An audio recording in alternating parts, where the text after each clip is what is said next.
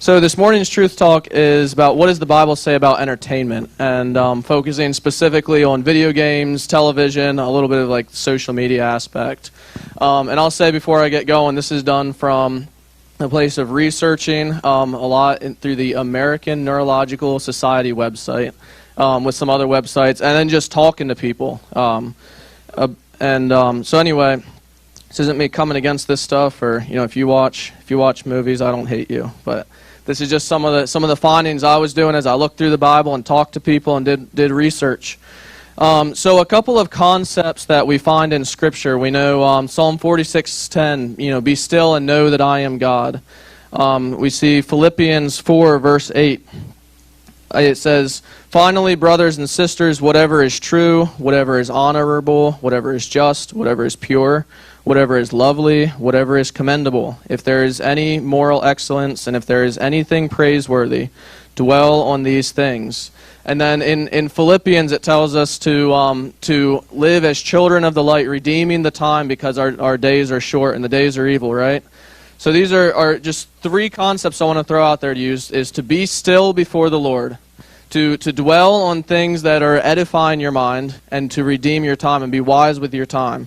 So with that in mind, I want to just run through some of the findings that I found on these entertainment sources we go to. And this shocked me, I'll be honest, as I was looking into this.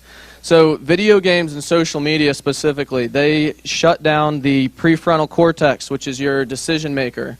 It's that part of your brain that stops you from doing stupid stuff when the opportunity arises. The more that you are spending time in video games, on Facebook, or whatever the new social medias are, I don't know. But this stuff actually, it shuts down that aspect of your brain. It creates a dopamine addiction. This is from the Neurological Society. It says similar to meth. You begin to become addicted to the dopamine that is created from these video games, the social media, the ding of your Facebook notification going off saying someone liked your photo, and it becomes this, I have to have more of it. I have to have more of it. The same way as a drug addict. I'm sure it's not to the same extent. It's certainly not as harmful, but you're getting some of those same effects, right? It also rewires the brain similarly to the way that porn would. We've been going, the Conquer series, thank you, I couldn't think of it. Going through a lot of that and listening to how porn rewires your brain to just cut straight to the fix instead of going through actual brain processes, the same way that video games function.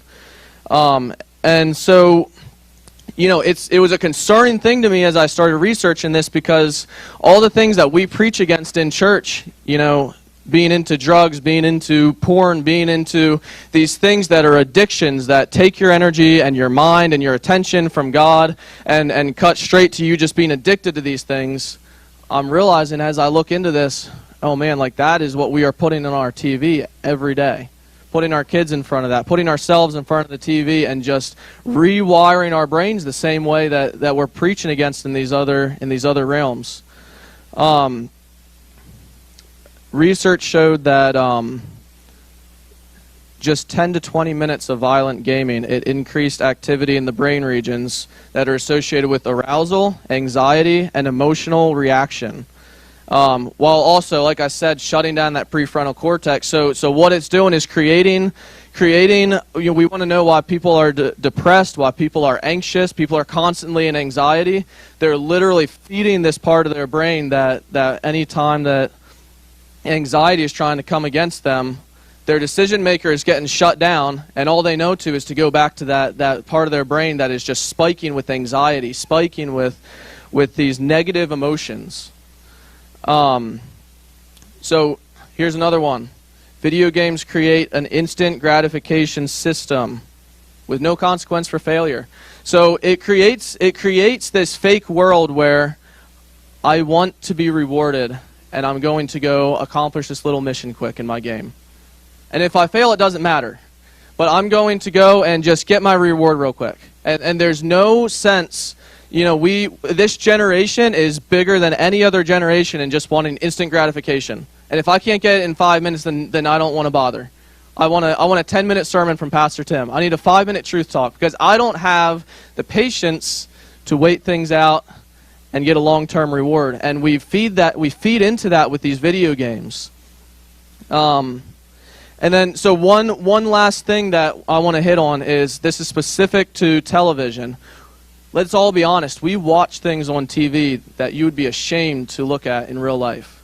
You watch scenes in TV where people are stripping down and getting naked, and maybe they're not showing anything.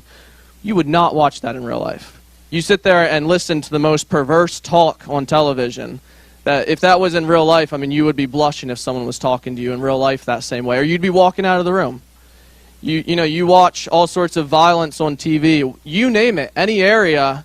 Don't tell me your standards aren't lowered watching movies than what they would be in real life. There are things we watch on the screen that if that was happening in front of me with a real person, I'd be out of there. Or I'd be stopping it. I'd be doing something. But because it's on a screen, I'll sit there and watch it, and my standards will lower. And my standards will lower. And as Hollywood continues to lower their standards, I'll just continue to lower mine to meet them. And so what happens then is our real life standards stay just a step above.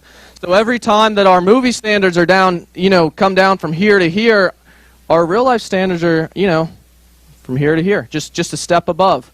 And so it lowers your standards of life and morality and, what you would say is acceptable. And that goes directly, once again, that whole scripture about dwell on things that are pure, that are holy, that are lovely. We're not accomplishing that sitting and watching these perverse movies that we watch. And this is coming from, not just my own musings, but this is coming, I've talked to people about the stuff they watch, and would you watch that in real life? Would you do that in real life? No, absolutely not. This is a reality. So this is just something that I think we need to wrestle through. I've been wrestling through it myself. What does this mean for me, and how does this mean I need to adjust my own entertainment? I'm not real big into TV, but I think there's still some things that God has called me to adjust now that I'm aware of these things. So I just implore you to just search within your own life, with this information. What is God asking me to do? What is He calling me to how to live my life in terms of entertainment, understanding that these things are not, they're not edifying my spirit. So that's all for today's Truth Talk. There's more to be found in the best-selling book of all time, which was written by 40 authors in 3 languages on 3 different continents over a span of 1,600 years. The Bible is the truth. To bow down, for every heart to believe, for every voice to cry out, burn like a fire in me, for every tongue to confess that you alone are the King. You are the hope of the earth. For every knee to bow down, for every heart to believe, for every voice to cry out, burn like a fire in me, for every tongue to confess that you alone are the King. You are the hope of the earth.